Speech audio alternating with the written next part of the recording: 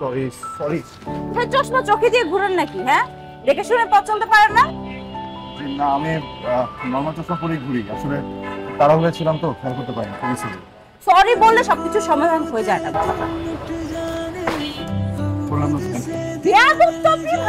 আপনারা একদম এখানে সোজা করে দিতাম।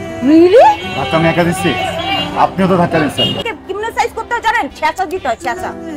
ফাউল কোথাকার।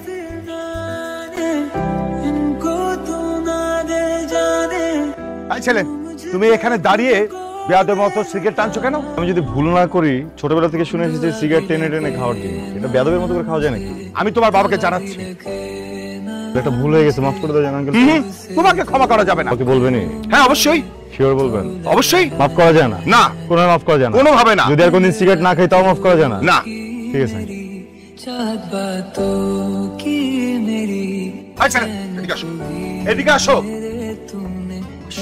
তুমি আবার একটা না দুইটা সিগারেট ধরি। অন্য কারো বাপের টাকা তো খাই না, তাহলে মানুষের তো গায়ে লাগে কেন? বুঝি না তো।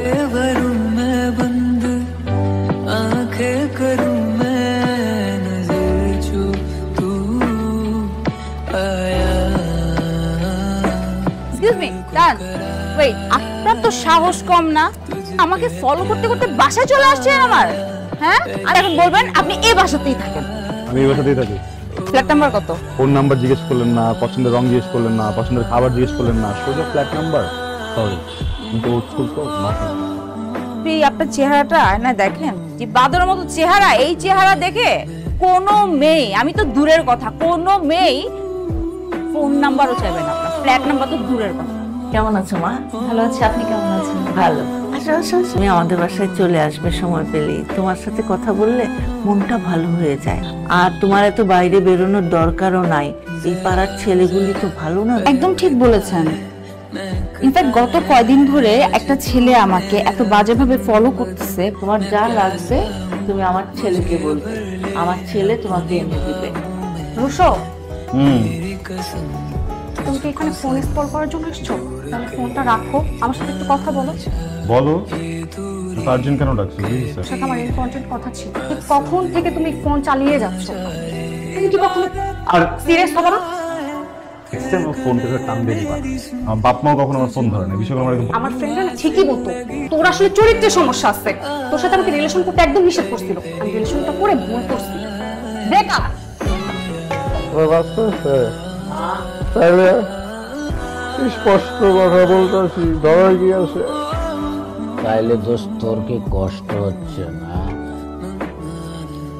আমার কষ্টের বদলে আমার তো অনেক কষ্ট।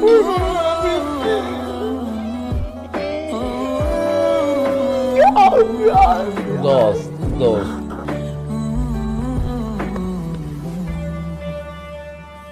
পুকি, হ্যাঁ পুকি, কোত্থেকে আসছো? আরে মামা বুঝোস নাই, ড্যাডি ক্যাপের মাল পুরা একের কল। এক্সকিউজ মি, কি বললেন? কি বলছে শুনো নাই? শুনছি। ওইটাই, পুলিশে ফোন করলে বুঝবি চিপা কাট। আরে পরে ফোন দিও, চলো চিপা যা। আরে চলো।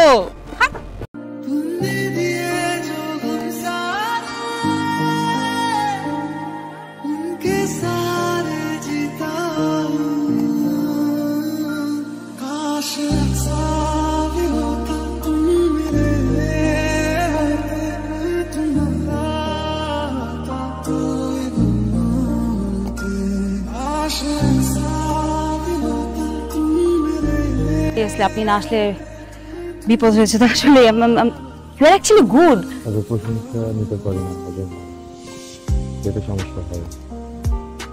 আপনি যদি অন্য কোনো মেয়ে হলে আমি এটাই করতাম। নাইস। আমার জায়গায় অন্য কোনো মেয়ে হলে আপনাকে অনেক থ্যাঙ্কস দিত অ্যান্ড অবশ্যই একটা ট্রিট দিত। আমিও আপনাকে একটা ট্রিট অবশ্যই দিব কালকে শার্প বিকেল 4টায়। ওকে? আজকে থেকে কিছুদিন আগে ঠিক এই রেস্টুরেন্টে এই টেবিলে বসেই আমার লাস্ট ব্রেকআপটা হয়, এই কফিটা খেতে খেতেই। আপনার রিলেশনশিপ ছিল? আই মিন আপনি ইউ হ্যাড আ গার্লফ্রেন্ড?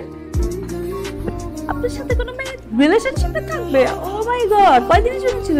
আমি আজ পর্যন্ত যতগুলো প্রেম করেছি এর অর্ধেক পরিমাণ প্রপোজাল আপনি কখনো পাননি।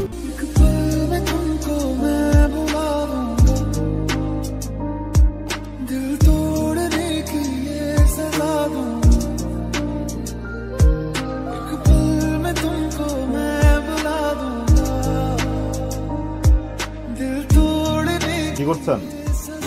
এই তো একটু পড়ছিলাম। আপনি কি করছেন? আমি আর কি করবো, আপনার করার মতো কিছু নেই। ফ্রেন্ডের সাথে আড্ডা দিলাম, বাসায় আসলাম, ভেবেছিলাম ফোন আসবে, বাট ফোন তো আসলো না। আর বলবেন না, আজকে তো ভার্সিটিতে র্যাক ডে ছিল, তো বাসায় ফিরতে ফিরতে সন্ধ্যা হয়ে গেল।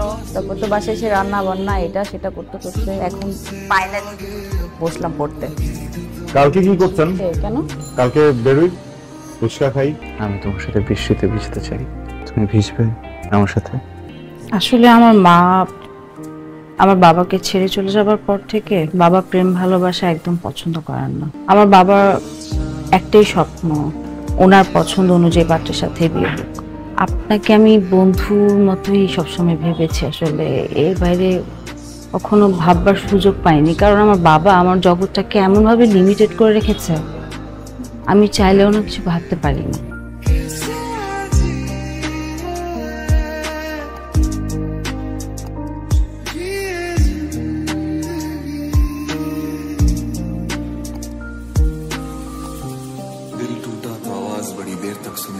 কিন্তু তোর চোখ দিয়ে পানি পড়তেছে কি লেগা?